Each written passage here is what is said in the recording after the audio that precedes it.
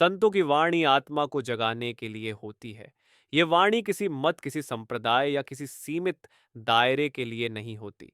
ये वाणी उस आत्मा के लिए होती है जो युगों युगों से सोई पड़ी है और बाहर की चमक दमक में अपना असली घर भूल चुकी है।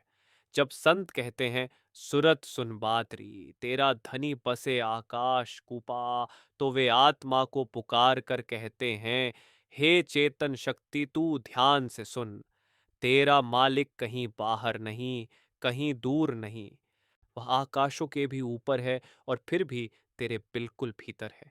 आत्मा को यह स्मरण दिलाया जाता है कि तू इस देह की नहीं है, यह देह तो तेरा अस्थाई ठिकाना है। सद्गुरु की महिमा इसी बात में है कि वे बाहरी रूप से हमारे जैसे दिखाई देते हैं, परंतु भीतर से वे साधारण मनुष्य नहीं होते।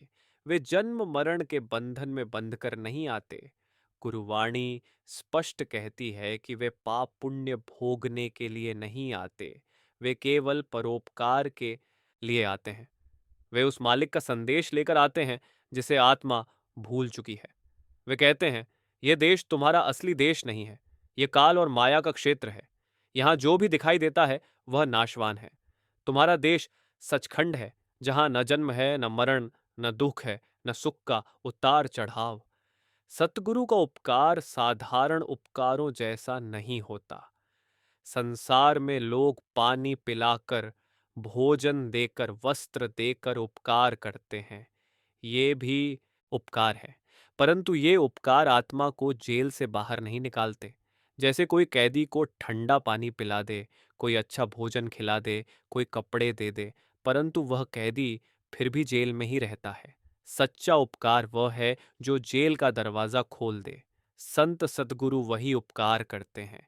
वे आत्मा को 84 के जेल खाने से मुक्त करने का मार्ग बताते हैं।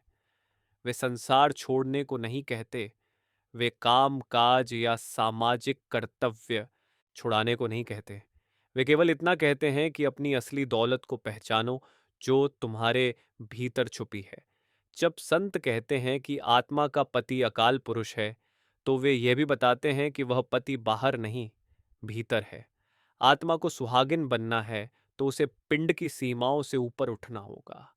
जब तक आत्मा इंद्रियों में उलझी रहती है, तब तक वह विधवा सी बनी रहती है, अपने असली स्वामी से दूर। इसीलिए वाणी कहती है, तजो संग चारि, तू देख पिया प्रकाश, अर्थात इन बाहरी संगों को छोड़, भीतर के प्रकाश की ओर देख। आंखों तक जो छचक्र हैं, वहां तक नाम नहीं है, वहां तक केवल भ्रम है। जो कुछ भी आंखों, कानों और इंद्रियों द्वारा दिखाई देता है, वह नाशवान है। नाम कोई अक्षर नहीं, कोई भाषा नहीं। वह न संस्कृत में है, न अरबी में, न फारसी में, न गुरुमुखी में। नाम तो वह जीवित शक्ति है, वह धुन है, वह चेतना है जो आत्मा को ऊपर खींचती है। जब आत्मा इस धुन से जुड़ती है, तभी वह अपने पति से मिलती है।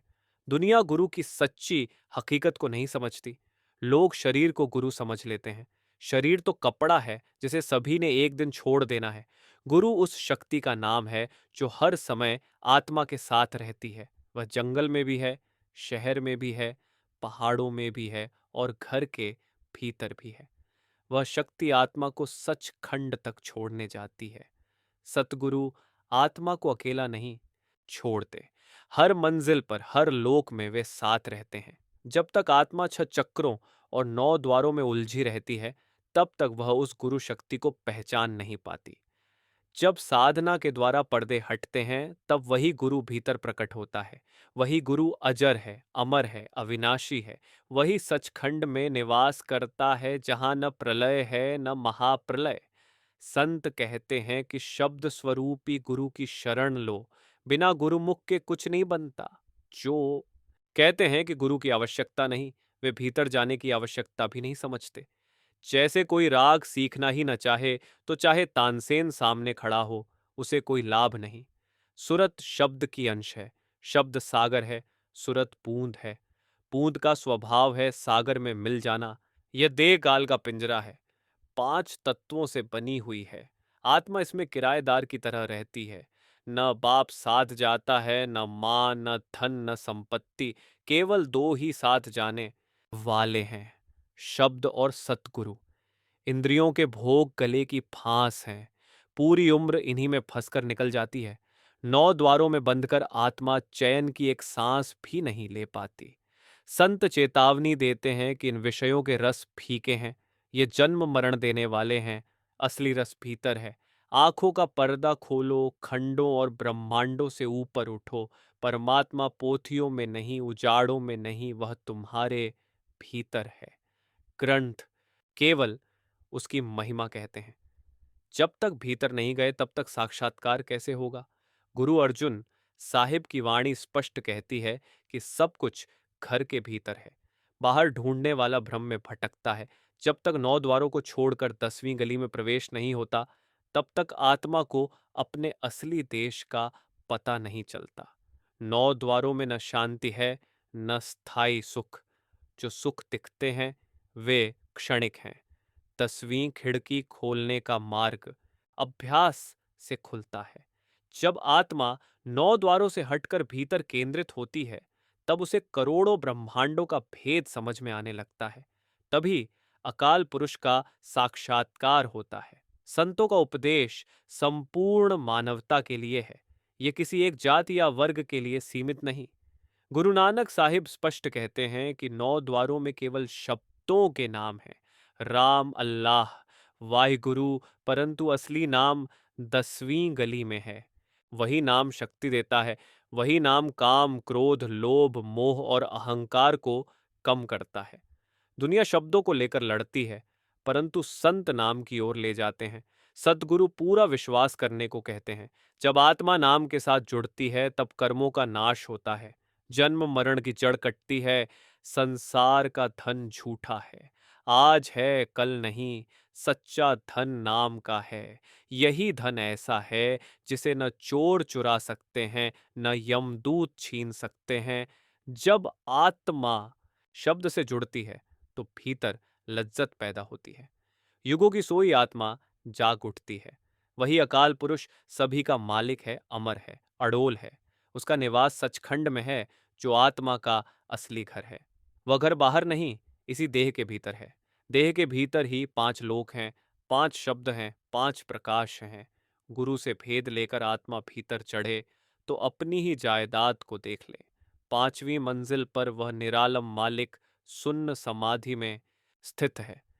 उसकी इच्छा से सृष्टि बनती है और उसी की इच्छा से विलीन होती है। यह शरीर 9 द्वारों की नगरी है। 10वां द्वार अतीत है, माया से परे। जब आत्मा 9 द्वारों को छोड़ती है, तभी वह अतीत पुरुष से मिलती है। यह मिलन बिना पूरे सद्गुरु के संभव नहीं। सद्गुरु वही है जिसमें मालिक ने अपनी शक्ति रखती है। आत्मा तोता है, शरीर पिंजरा है। जब पिंजरा टूटता है, तोता उड़कर अपने घर पहुंच जाता है। वहां पहुंचकर आत्मा मालिक रूप हो जाती है। यही संतों का अनुभव है, यही उनकी घोषणा है। यह शिक्षा केवल सुनने के लिए नहीं, अमल करने के लिए है। पुस्तकें पढ़ने से ज्ञान नहीं होता, पर्दे उतरने से ज्ञान होता है। शब्द की कमाई से ही आत्मा ज्ञानी बनती है। जिसने यह कमाई कर ली, वह लाभ उठाकर चला गया। जिसने मूल पूंजी ही गंवा दी, उससे बड़ा घाटा कोई नहीं। मन नहीं लगता, यह शिकायत अधिकांश करते हैं।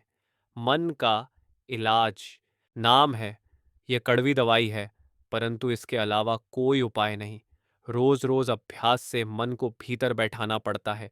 धीरे धीरे वह मान जाता है। जब पूरा सद्गुरु मिल जाता है, तब भी अभ्यास पूरा होने तक यात्रा चलती रहती है। जैसे गंदे बच्चे को माँ तब तक नहीं उठाती जब तक वह साफ न हो जाए। आत्मा को भी पर्दों से मुक्त होना पड़ता है।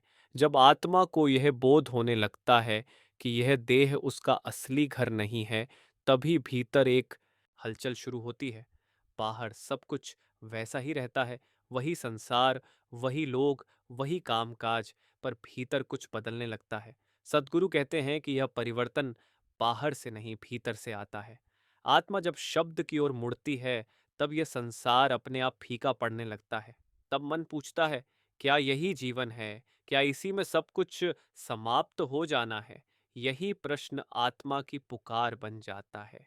संत कहते हैं कि मनुष्य सारा जीवन बाहर की ओर ही देखता रहा। आंखों ने रंग देखे, कानों ने शब्द सुने, जीभ ने स्वाद लिए, शरीर ने सुख खोजे, पर आत्मा भूखी ही रह गई। इसीलिए बार बार जन्म मिला, बार बार मृत्यु आई।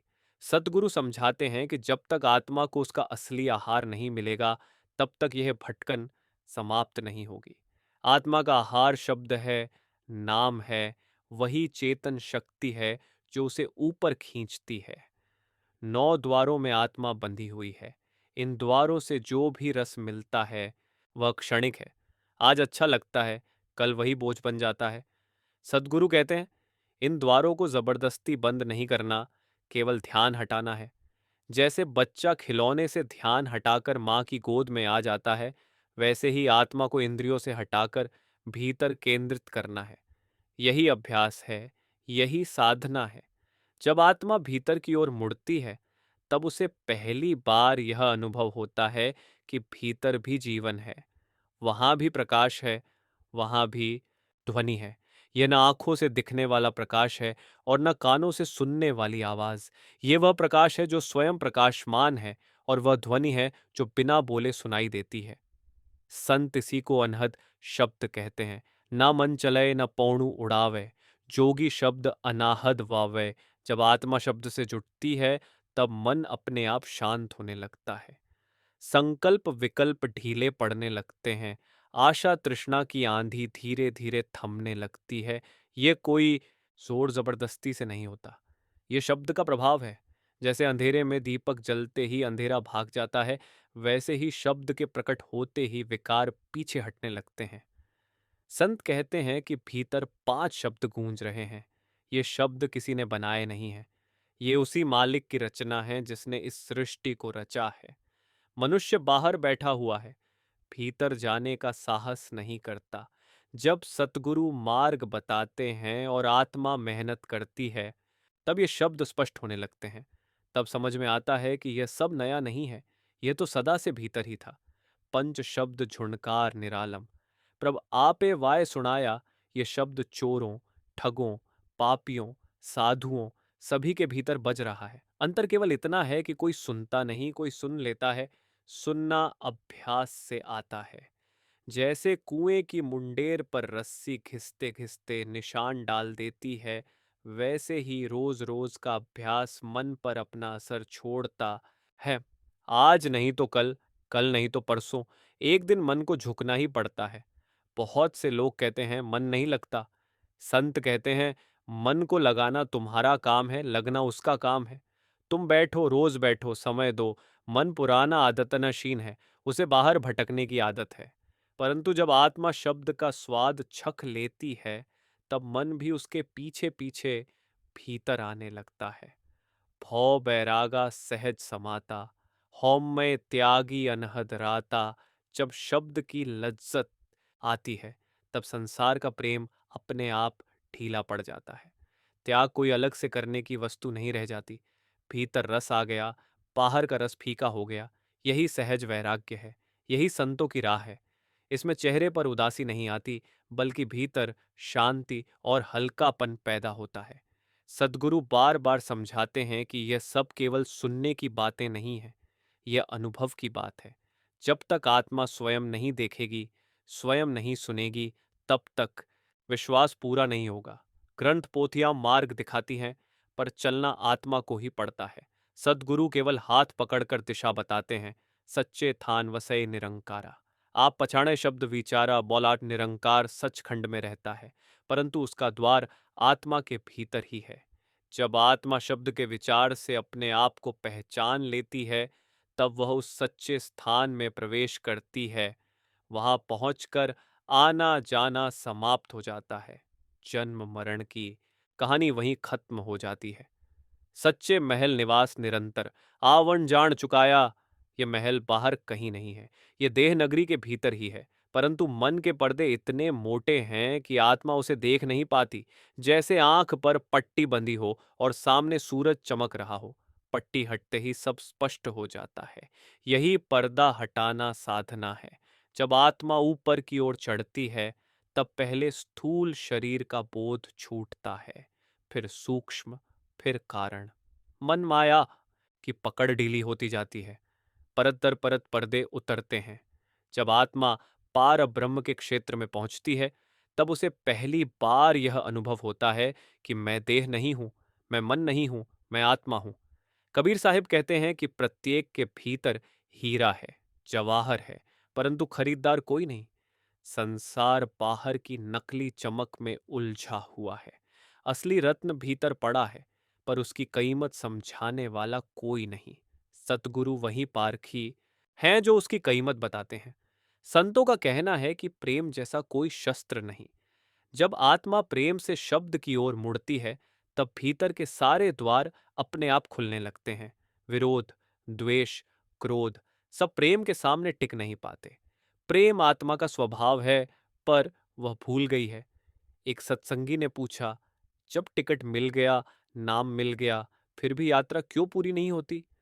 उत्तर मिलता है, टिकट लेकर यदि गाड़ी से उतर जाओ तो मंजिल कैसे आएगी?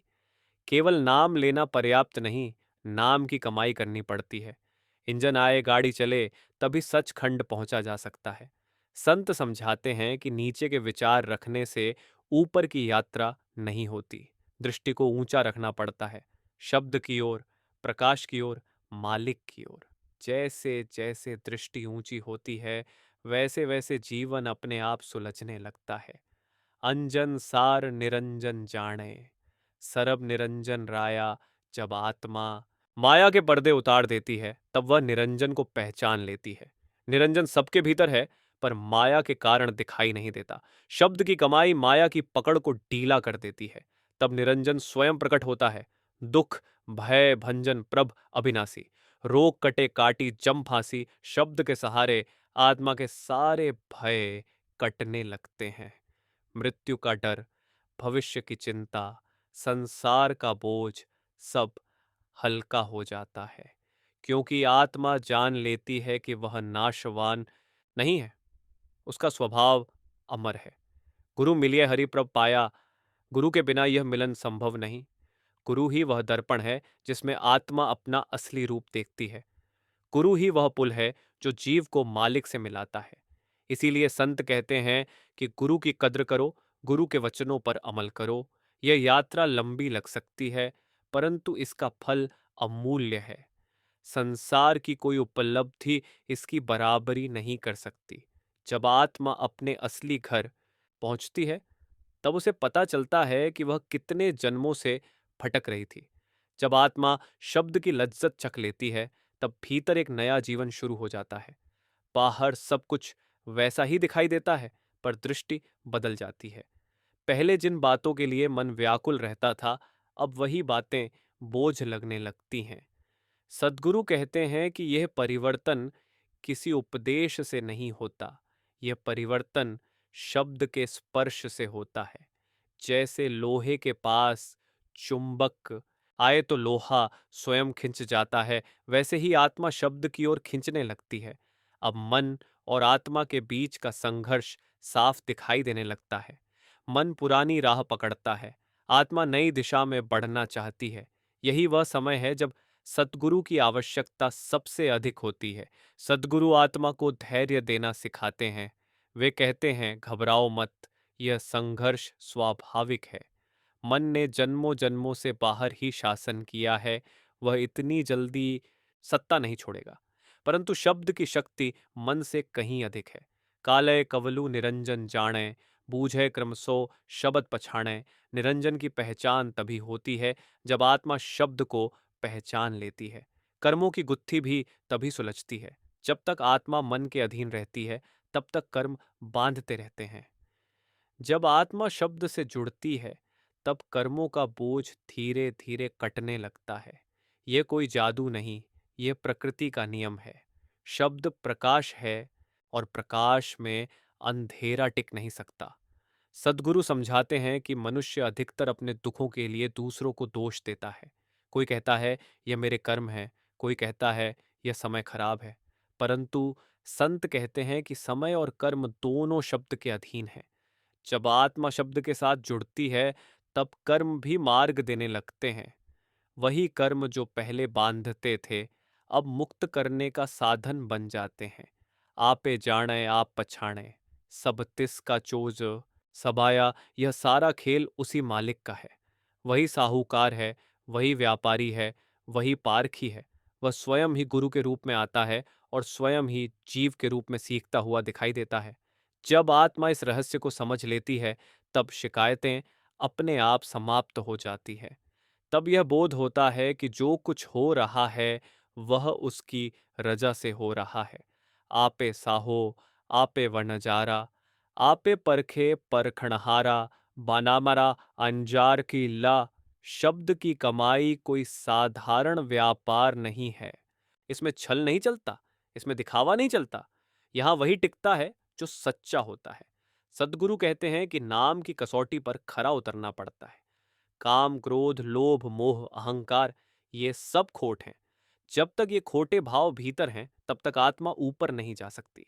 आप एक कसवटी लाए, आप एक कीमत पाया। सतगुरु समझाते हैं कि यह मालिक का नियम है। खोटे को वह बाहर ही रोक देता है, खरे को अपने भीतर बुला लेता है।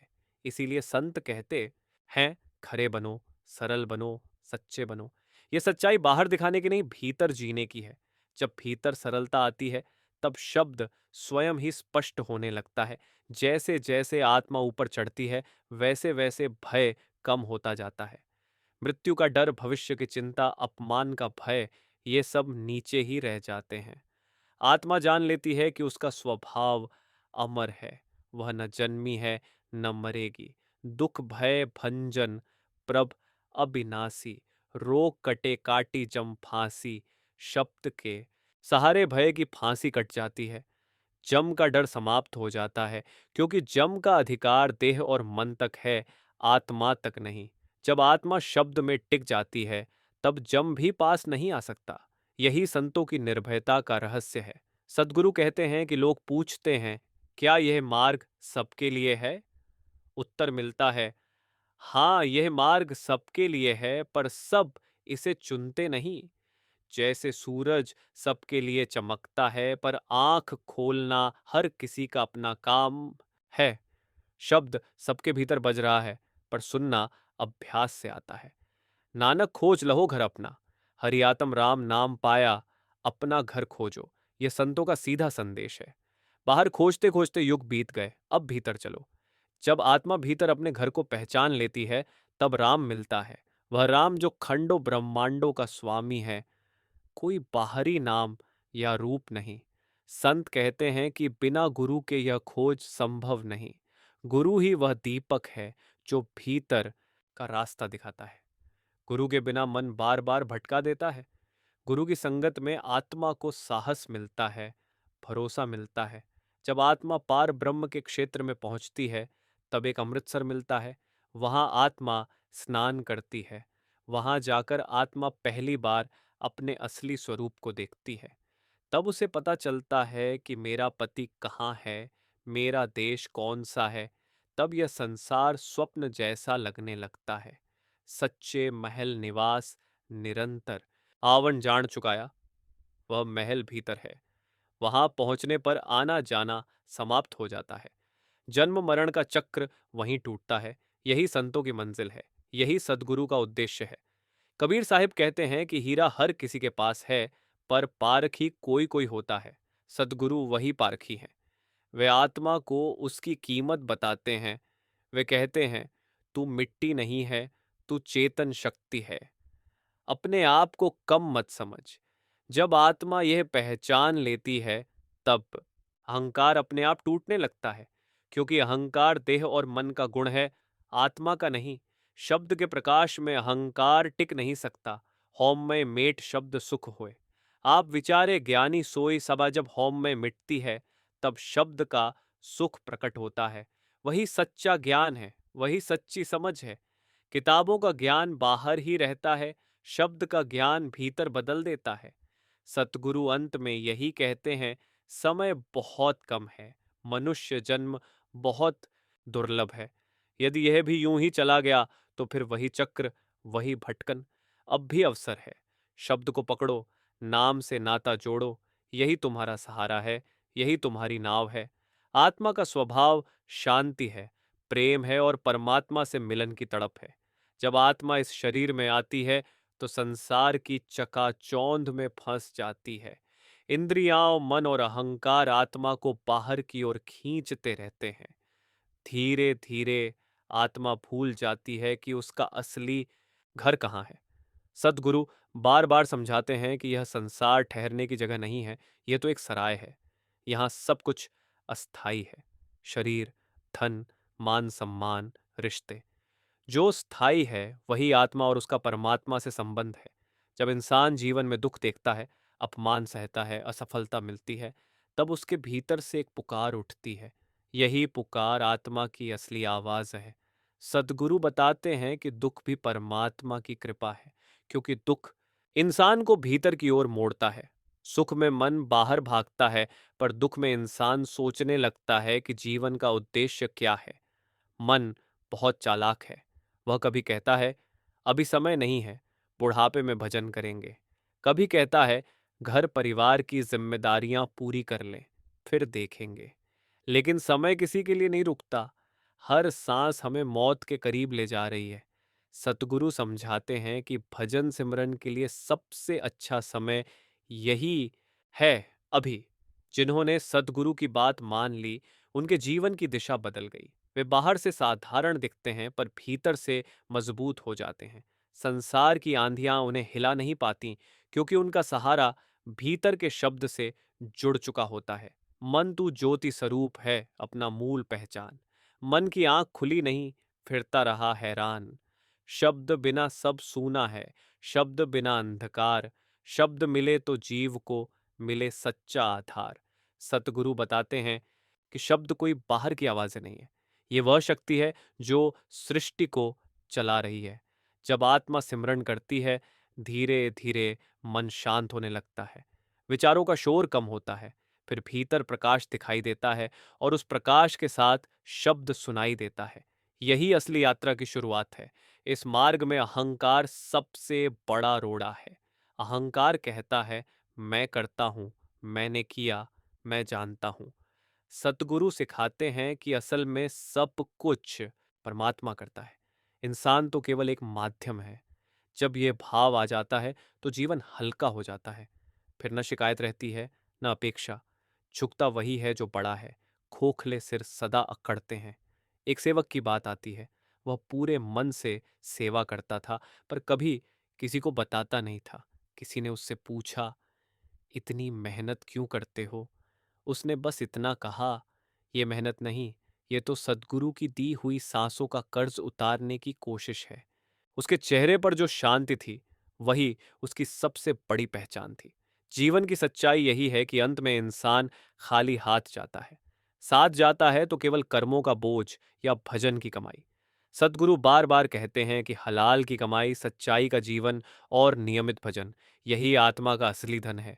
न धन साथ चला है, न परिवार। जो सिमरन कमाया, वही असली उपहार। अंत में एक सवाल अक्सर उठता है, अगर भजन में मन न लगे तो क्या करें? जवाब यही है कि मन को जबरदस्ती नहीं, प्यार से बैठाओ। जैसे छोटे बच्चे को गोद में बैठाया जाता है। रोज बैठना ही सबसे बड़ी जीत है। परिणाम की चिंता परमात्मा पर छोड़ दो। एक बुजुर्ग सेवक के जीवन की बात आती है।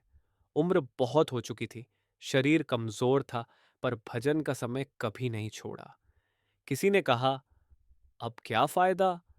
उन्होंने मुस्कुराकर कहा, अब तो और जरूरत है, क्योंकि घर लौटने का समय पास है।